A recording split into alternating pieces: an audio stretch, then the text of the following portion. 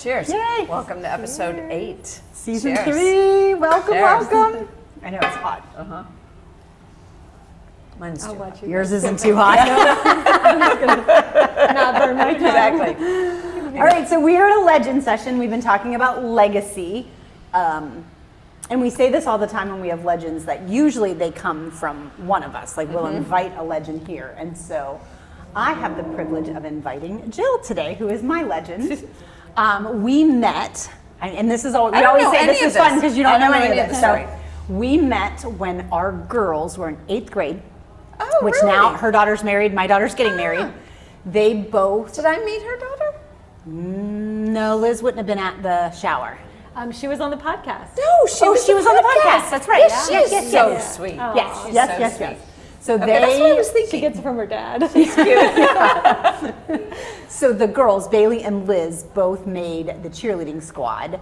And so they met at like 8th grade spring game going into high school. They just made the cheerleading squad. Okay. And there were 4 freshmen that made it, 4 girls. So it was Bailey and Liz and Josie and Bree. I couldn't think of her last name. Like it was the 4th. Bree. And they just basically became They're best like, friends and all through high school. And beyond. And then Liz went into the Air Force, and obviously Bailey went to Navy. Sanford Navy. See how much She's I know? in Pensacola, right? She is. Yeah. She's just flying. got her wings. Yeah, she did get her wings. Very nice. Yep. Congratulations. Thank That's you. exciting. Thank you. And so we have been together for gave years. She gave us all kinds of young married wisdom. Yeah. She did. She did. She made us go. We were sitting in there and going, oh, we should be nicer to our husbands. She was still happily married. You're She like, was like, oh, we're that's oh, sweet. she's been married like less than a year. So cute. She and her husband Seb flew from Pensacola to Birmingham to surprise Bailey at the engagement party. Yes, you did. Which was That's so fun. very cool. And then they flew Bailey and Camden Here. to St. Augustine for Yes. lunch. Yes. They just flew them in for lunch. Like Yeah. it was just really fun. So would Bailey love was to learn in to be a Liz's pilot. wedding and Liz is in Bailey's wedding. And so they've been together forever. And didn't Sean marry them? No. Nope, didn't marry them. That's a different couple. That's a different couple. That's the other girl, Juliet and Tucker, Okay. Sean married. Okay. So, Okay. so Jill and I have been Yes, so together that's through awesome. our girls forever, which is amazing. You both so, are big cheerleaders. We are. We were cheer moms and then just became friends. And so when we were talking about legacy, I couldn't think of a better person to talk about legacy than Jill because of just who she is, what it means to her, and what she does. And so just tell us about legacy. We're just Fill going to us in, give you yeah. the time. Well, I love legacy, actually. And when you say we're cheerleaders, I would say that is how I would describe myself, as like a cheerleader in life. Like I love cheering people on, especially in their legacy. So when I think about legacy, I think of like a big tree. So you think of an oak tree with like a thick trunk and the branches. But the thing that makes that tree stand through storms and time and all the things is the roots, which are deep and wide. And so when I think of legacy, I think of like, who is going to stand in the shade of my tree and eat of the fruit of my tree long after I'm gone? And the only way that it can last and stand is because of deep roots, which to me is legacy. And that's like intentionality and the way you treat people. It's not something you leave. I know a lot of people talk about legacy like you leave a legacy, which is true. That's part of the definition. But it's really something you build. So living a life of purpose and meaning and intentionality allows those roots to be really deep and wide and allows that tree to benefit many people for way longer than your own life. Right. So I love legacy, and I especially love the cheerleader in me. It is, you know, Liz comes by it very truthfully. You were a cheerleader, right? I was, Yeah. yeah, indeed. What But did you cheer for? At Mandarin High School. Oh yeah, you were here. That's right. Oh, Yeah. and Miss Kunza was. Miss Kunza was my. So yeah, right, it's all yeah. coming back. Yep. But I think in life, I think when God created me, one of the things He did was made this like encourager, and for me, encouraging people to live a life that, you know, God woke us up this morning and put breath in our lungs for a purpose. So I don't just want to waste the day. I don't think any of us want to waste the day. But unless we really think intentionally and act intentionally, then a day's going to go by, and then the next day and the next day. And before you know, you're like, all these years have passed, and what is my life all about? Like, what does it mean? What's it reflecting? What is it Right. reflecting?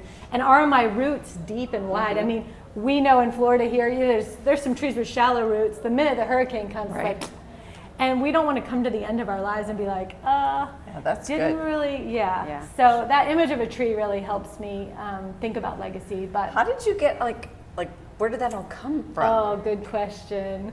I think it really started. So my best friend was diagnosed with terminal liver cancer, and they found the tumor on her 30th birthday. Oh wow. Her kids at that time were 6 months, 2 and 4. And at that time, I also had 2 little ones. So we were young moms doing life together. You know, we went to the park and the story time and play group, and we were eating Girl Scout cookies and reading books with our kids on the floor, and she didn't feel right. And the doctors were saying, well, you're nursing a brand new baby and you have these 2 toddlers. Like, And you're eating Girl Scout cookies. You're eating Girl Scout cookies. We ate a whole box of Thin Mints one day. Right, that would do it. Yeah, exactly. But they were like, maybe it's postpartum. She's like, it's not postpartum. And we both knew that. She was losing weight. There were some other symptoms. And they found this tumor in her liver. Gosh. And the doctors, didn't give her much hope. The prognosis was poor. Thankfully, God gave her 9 more years, which Wow. was a miracle Yeah. and a gift. I mean, when she passed away, her kids were 9, 11, and 13. Yeah. And she could prepare them for it. Right. So that was her mother's heart. Oh, I'm hitting my microphone. I'm sorry. That's okay. okay. Her heart was for Just her kids. it's like for emphasis, her heart. There you go. Her main, when the doctors give you that diagnosis, she said like she thought that expression of your heart seizes with fear was just an expression, but she's like, it's actually not an expression. Like my heart physically stopped. It like seized with this feeling of I can't leave. Like my kids are babies. And she wrestled with that, and we actually, as best friends do, like had a lot of conversations. And one day she was in church and she was like, well, she had been looking for, especially books. She felt like books would be a good tool to like talk to her kids about death and dying from a Christian perspective and maybe what to expect. And there was nothing. There was really no research. She thought for sure Focus on the Family has something, or those Right, resources. There right. was nothing. And one day she was in church, kind of throwing a tantrum to God in her prayer time. Which is understandable. Rightfully So so. relatable. And she was like, why isn't there anything for me to help my kids? And God said, write it. And so she wrote a children's book. It was just for her kids. Like she wrote it with the intention of printing 3 copies for her 3. And through that, she had some conversations with a social worker during a trial treatment she was undergoing. And they said, can we make that available to other kids like yours? And she was like, sure, if you have the funding, here's the book. And they did. They passed it out among other kids. And we quickly realized from that point on that there were so many other families like hers. Now, I'll say I know the statistics that 1 out of every 20 children face the loss of a parent before the age of 16. So that's like 1 in every classroom. Yeah, for and sure. you look in the classroom of your kids and you think, okay, one of these kids is going to experience the loss of a parent by terminal illness, not by car accident or heart attack. This is like terminal illness. Wow. So Kristen was starting to, her name is Kristen. I don't know if I said that. No, but okay. It's a good name. Yeah. She was starting to prepare her children for this reality while also living life to the fullest. So that's one thing I want to say is like, some people think when I start to really think intentionally about my legacy that I'm somehow giving up on life, but actually I would argue that's the opposite. You're actually like living life better. And so Kristen lived life in a way that was so intentional and so meaningful. She built her legacy in a way that I can't wait to tell you more stories, I will in a second, that impacted her own children even now, years after her death, and also allowed us to start a nonprofit. So we started a nonprofit. Her and her husband started it, technically. I was just a cheerleader like cheering them on, but also being a part of it as I was able. I obviously had 2 little ones at the time too. But I came on full time. Don't you feel like we don't do anything impactful? Oh, yes, I mean, you you do. like, I know, like these these people do amazing amazing. I know, we get these stories. legends and we're like, I'm like, we drink coffee, wow, I'm clean out a like, closet. cheers. Cheers. You know? Cheers. You guys. Sorry, go ahead. No, it's you fantastic. do so much.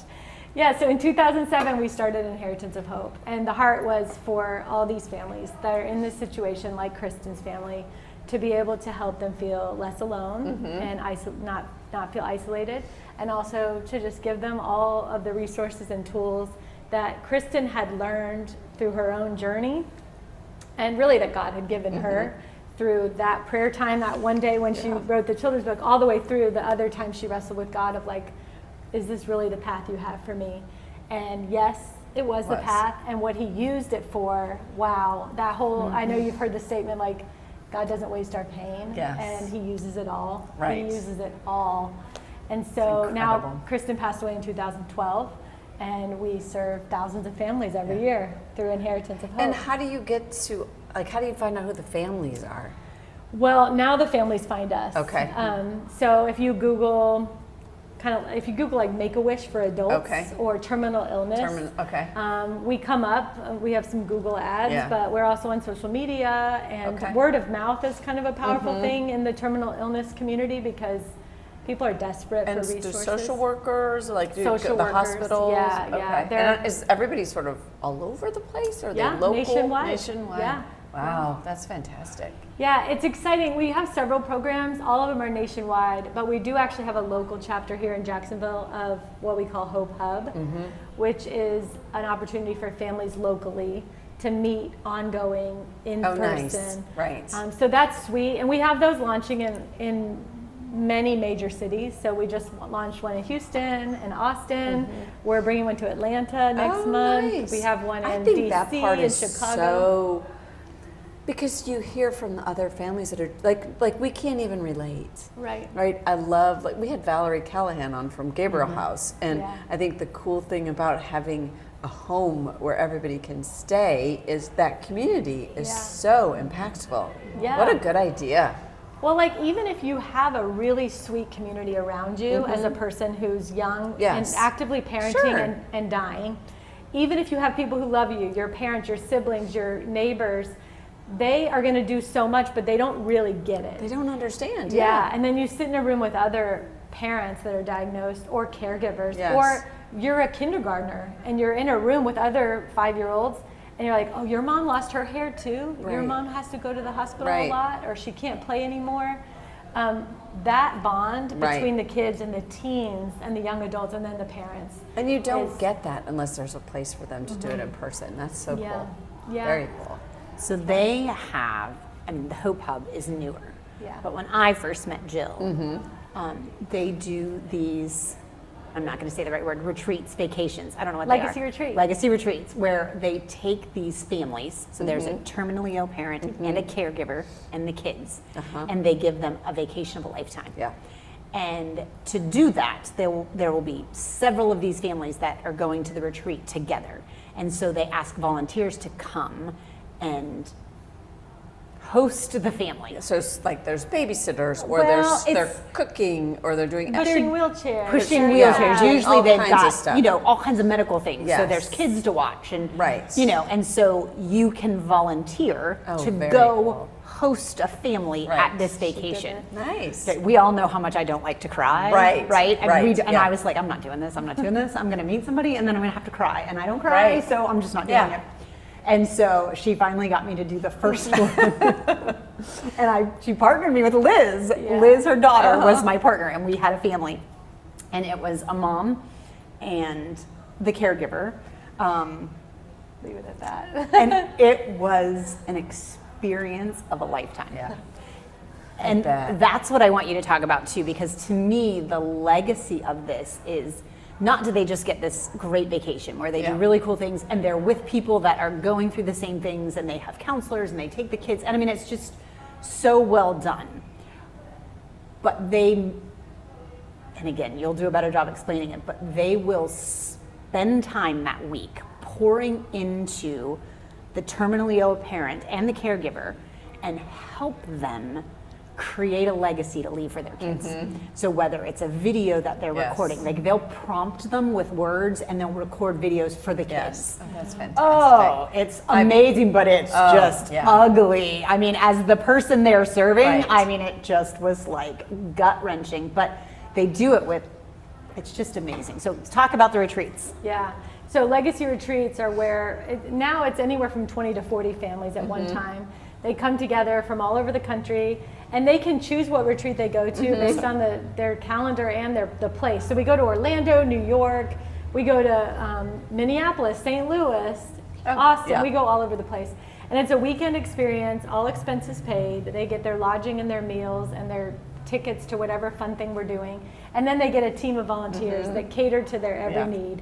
And it's an exciting time for the families to make memories and to laugh and have fun, but also they get to break up into the small groups like we talked about where other people really get it.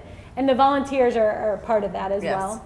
And then we're talking the whole time about how to build a legacy that lasts. That's what we're talking about with the parents. Like, what are some very practical things you can do today to really make your impact on and make the things that that matter most to you last. So legacy videos is that other component that Tammy talked about, and you don't even know this, maybe. I'm sure I've not gone. After I cried, I did twice, and I cried so much they don't invite me back. You're just out of control. You can come when back she does cry, she loses it. No. She's not great at this. Well, we pivoted. We talk about legacy videos at a retreat, but now we have the accessibility through beautiful technology like this. We offer legacy videos to anybody. Like, you guys can make a legacy video today. You can do it on Zoom. It's on Zoom. We have legacy video coaches that are trained volunteers that will help walk somebody through how to record what matters most to you. It can be as short as 2 minutes. It can be as long as 30 minutes, and you can schedule another one. There's no cost involved. And it's on our website now. I would want, like, anyone who listens to this, if they're like, this sounds like something I'd like to do, you should do it. There's really no reason not to do it. But the cool thing about that is now families that can't come on a legacy retreat, either because they are limited by health is too bad, they just can't. Or they're in an ICU bed, like they can't fly or something. So they can record a legacy video from anywhere, anytime. We have a calendar on our website, so people just click. There's even appointments today. Like, it's so accessible for people that have urgency. Yeah, that would be a really cool. Do that. I would not do well with that either. You could do it. I just no. I want to gift to your kids like before they're all married. You could do it before Bailey's wedding. Here's the thing. You know how many sacrificial things you've done for your kids? I know. Like, we do so many things for our kids that are hard and not really fun, that we don't really want to do, but we do it anyway because we're good parents. And this is one of those things, like, that's what I tell people all the time. I know it's hard. It's not like I wish I had it from, like, my dad and my grandparents, for sure. I know. Same. Yeah, I want it from my mom too. Yeah. And dad. And I mean that, but I don't want to do it. Yeah, that's where it went. I was like, I want it from them, but I don't know if I want to do that. No, I think we want it from them. That would be really hard to do. Well, that would be very hypocritical if you asked them to do it. It would be very hypocritical. I would know that hard because, like, everything's good. Yeah. Like, I think it'd be really hard if it's like, this is imminent. Yeah. Right? You're like, hey, we're just celebrating our family. I want everybody to know we're on our way to Bailey's wedding. Yeah. I'll do it for you. Okay. That'd be great. You can do legacy mine. Video. You can do mine. No, it is very good though. But you're even right. like, you know, the stories that your kids might have heard like 100 times. Yes. So the story that maybe dad tells every Christmas, you're like, yes, we've heard this so many times. To have it recorded in a way that like it's captured forever. So if that person isn't around, it's captured, but even if they are around, like, what a sweet gift to say, like, oh, that was the 40-year-old version of you, and now you're 70. Exactly. So, I think it's a win-win for everybody. So you should do it. I should do it. You should love too. That. Oh, I would love to do that. I've done a few, like, when I turned in my minivan, and it was like the van my kids had grown up in. I did a legacy video in the car where I'm like, I want to talk about some of the memories we've made in this van. Like, I used to change your diapers in the back. Right. And I don't know. That's great. It was just I like think that's sweet. fun. Yeah. Like, it doesn't mean to be about dying. No. And they're digitally recorded, and then you just get the link. They're in a cloud somewhere. Exactly. And that's so fun. we have people call us. That's great. And they're like, you know what? My mom died. I know you guys offer this, and I know that she was wrestling with the whole thing, like, should I or should I not? Or I'm gonna sign up for that. Right. And they'll call us and they'll say, did she? And you know how gut-wrenching it is to say, like, we couldn't get her to do it. Right. She never did it. She didn't follow through. Or she had an appointment she canceled. And that person's like, oh. But when they call us and they're like, did she do it? We're like, here's the link. I mean, it's the best gift we can give. That is really good. And I'll just like go back to Kristen, my friend, for a second. So one of the things she did, besides write the children's book, is and at that stage, we didn't have like the technology we have now. She put up a camcorder, which is a lot more difficult than us with our phones, And she recorded a video for like certain milestones. This is to watch on your graduation day. This is to watch on your wedding day. This is to watch, at these milestones. You don't have to do that. No, you don't You're have to do start that. with You're going to start with the minivan thing. I don't like that. I know, it's so good. That would be so hard. I mean, I don't know Kristen. I mean, I've known this story and I've walked this a while, but the first time when you said that, I thought, how strong she had to be. Because just hearing that now, and I'm doing fine, I don't know if I can make those recordings. But to be able to do that then, knowing what was coming, she had to be just an unbelievably strong I think woman. that does make you stronger, right? Knowing, like, when you're walking with the Lord, you are strong in that, like, she all she's doing is trying to put something out there for her kids to have, and she knows how important that is. So, like you said, you'll do anything for your kids, and so it's like I can see how you could do that. Like Impressive. God's going to give you what you need when you need it. Yeah, I had to do my video that I sent to Andrew. Remember? Oh yeah. Yeah, my kids don't want my videos. Mom. Well, and I mean, honestly, like, so Kristen's 3 kids are now young adults.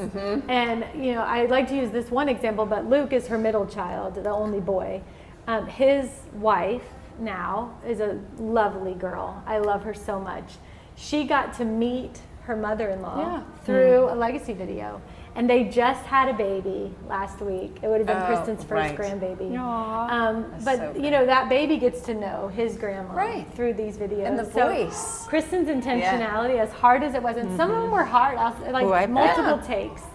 But that was the strength that she needed, and now she's a part of their lives here. 14 years later, she's still impacting their lives. So when I talk about that tree, like, I mean, her roots are deep and wide. Obviously, Inheritance of Hope is blessing so many families, but her own family unit is also really solid because of that intentionality. And I think that's quite a gift. Oh, incredible. She inspires me still. So I am still friends with my family that we did the second retreat in New York. So we took Bailey. So Bailey and I went, and Jen and Claire went, and Jill and Liz, and we did another retreat in New York over Thanksgiving.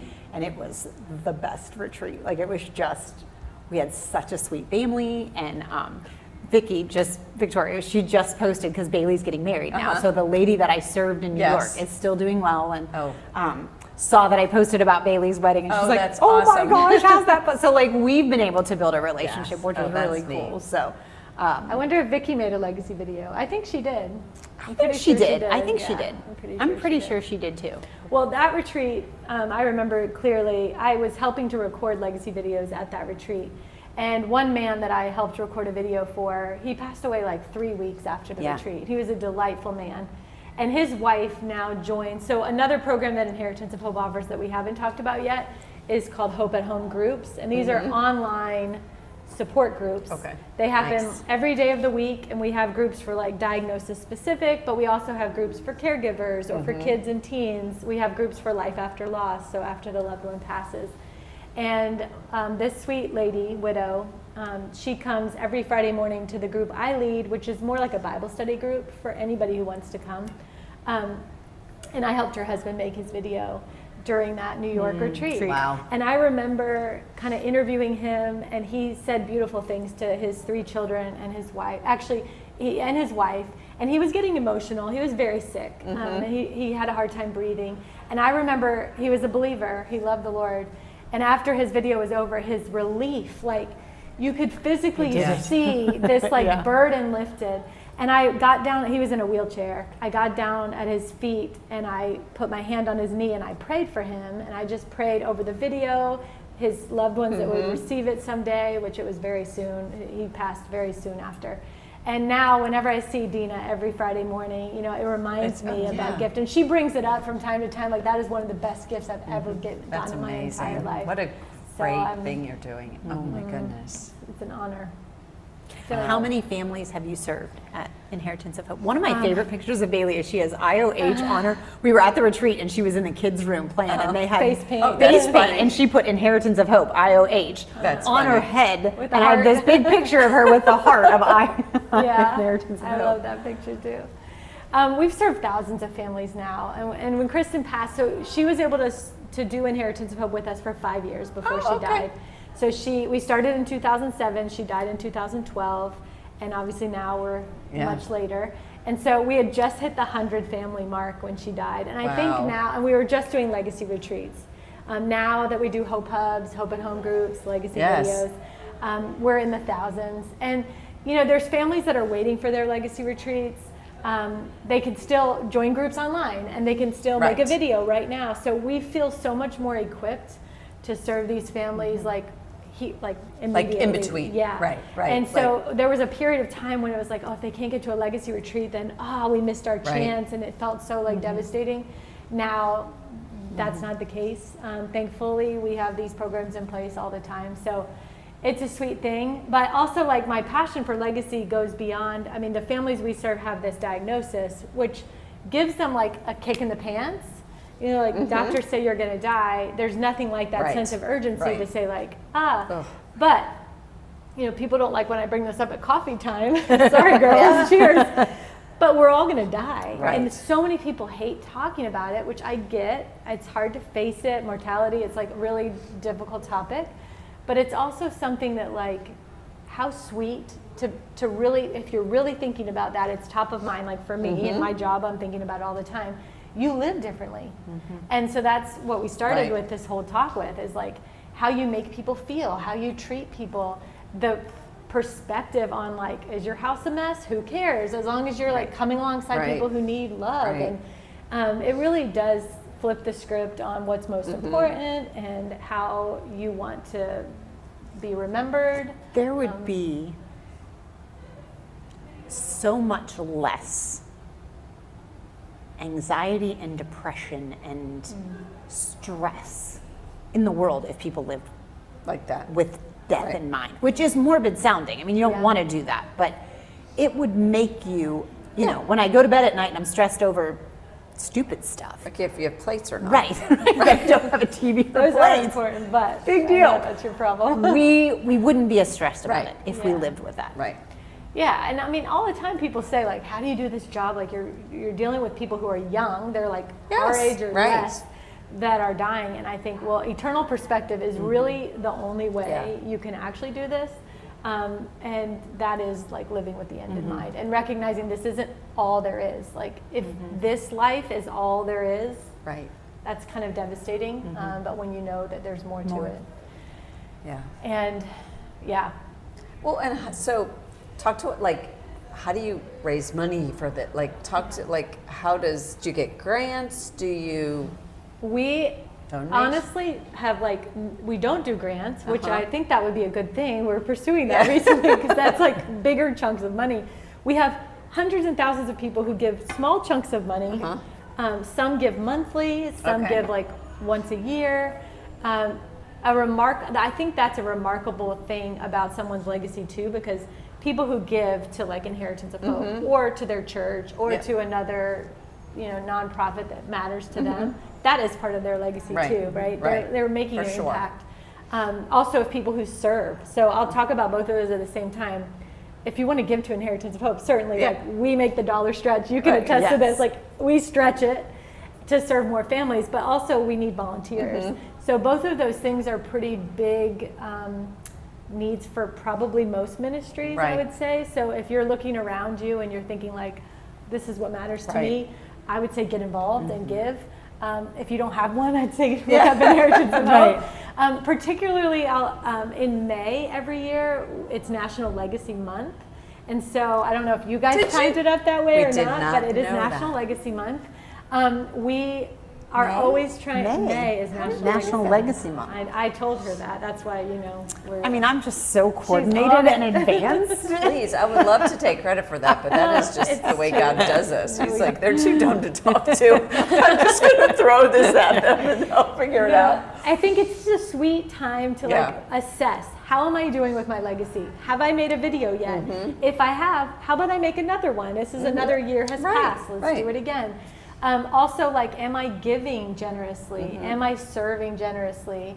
Am I living a life that, when we're gone, we actually don't have influence to tell people this is what you should think of me. Say this. When people ask me about me, you should say this, and this. But right now we have this opportunity, right, to build those deep and wide roots. And so in May, you should do a little assessment.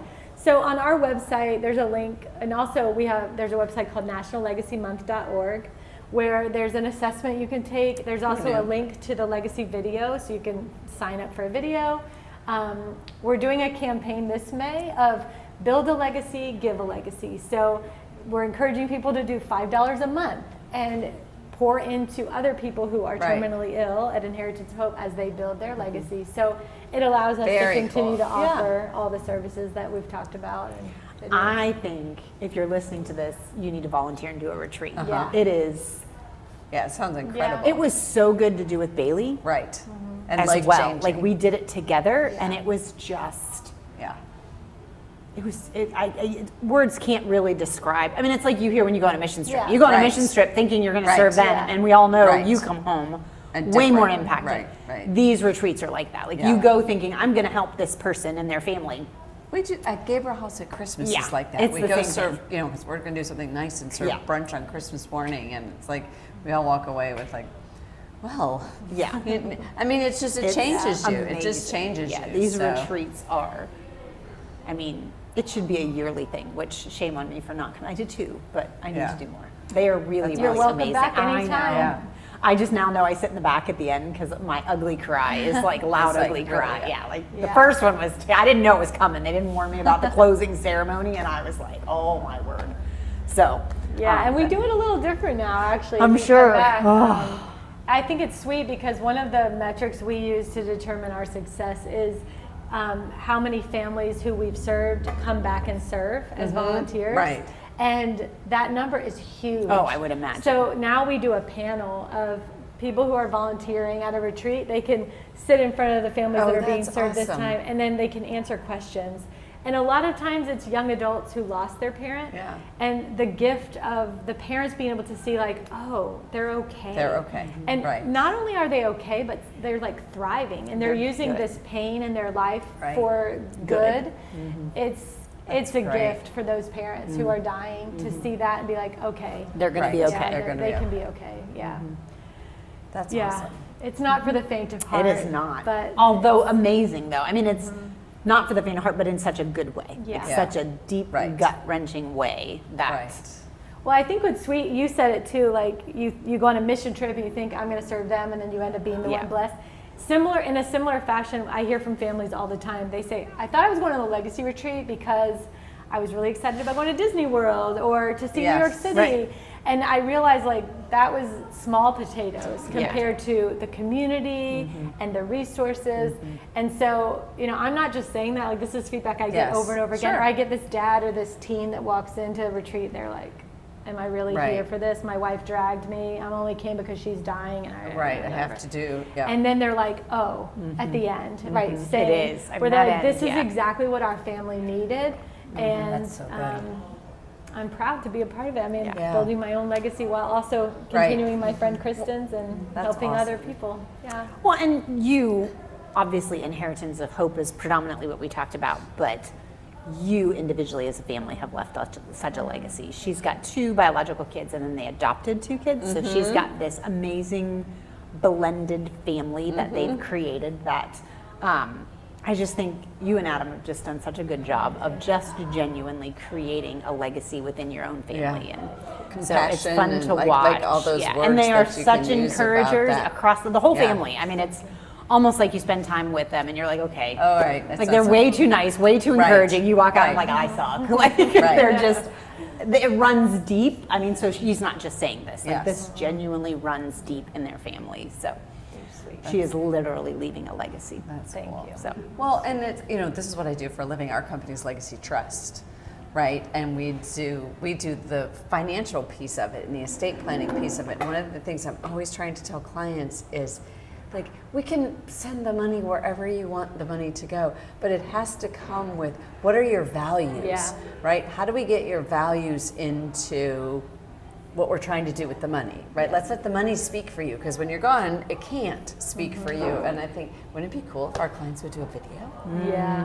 I mean, Well, you could put a little legacy video card in your folder. I'll supply you. I mean, that would be very because I mean, it's all part of your legacy. Like you can't.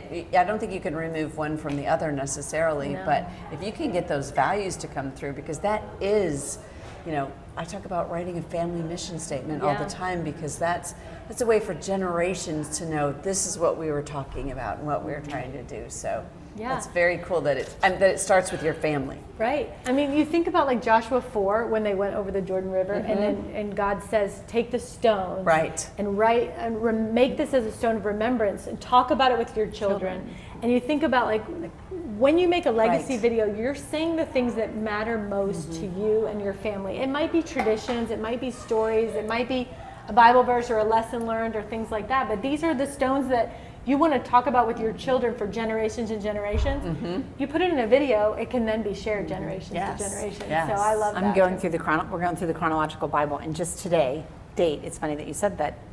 It's talking about we're in Samuel, Saul, and they just kind of anoint David. So we're in that period. I'm in the same place. Well, we're doing we've been off. I know, we finally caught up. But finally, we're in the same place. We did 2 place. different Bibles. We're both doing chronological in a year, but we chose different Bibles, so we've been off a little bit. But I was listening to it today, and it struck me because Samuel says to Saul, it was one of the battles that Saul was supposed to go in and kill everybody and wipe everybody out, and he didn't. He saved the king Agag or whatever, and they kept their plunder. And they kept the plunder or whatever. And so Samuel now has to just call Agag in, and he slices them up into little pieces. And I'm just like, it's so brutal. And so I'm listening to it, and Samuel's telling Saul, like, kind of a recap. Like, we came out of Egypt, and God took us through this, and he did this, and he captured this king, and he, kind of given a little bit of a recap since Egypt.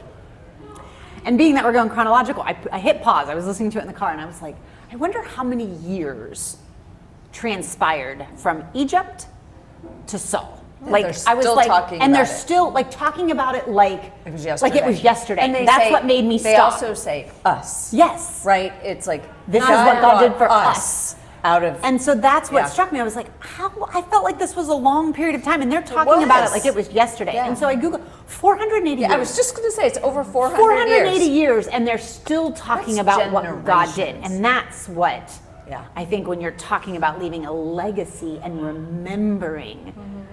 I mean, there's no way in the world right now that my kids 400 years from now are going to remember me. Well, we talk about like when we're doing estate planning and stuff, and people they want money to go down generations, right? Like for education or philanthropy or whatever it is. And it is like if you ask 3rd generation kids what their great grandfather did, most of them don't know.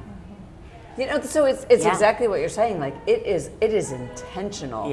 That you have to make those stories live. 480 years. Well, and they still didn't talking have about any Egypt. Technology. No it just was passed down by the firelight. We have it easy, and we're still not doing a stupid video. I hear ya. I know.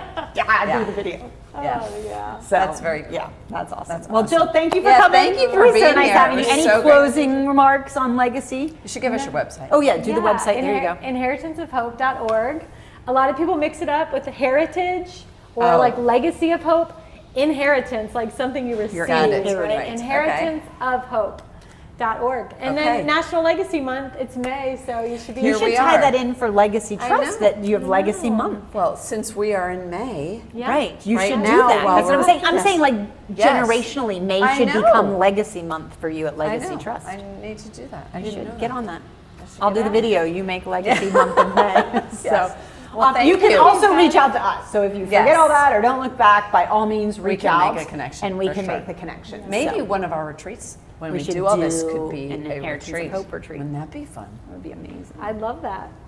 Can you imagine all of us? The old ladies and the young ladies coming along together, crying in the back. Oh gosh. Well, thank you so much. It was so great to learn about this. Oh my gosh. All right. All right. Cheers. Season 3, Episode 8. We're out.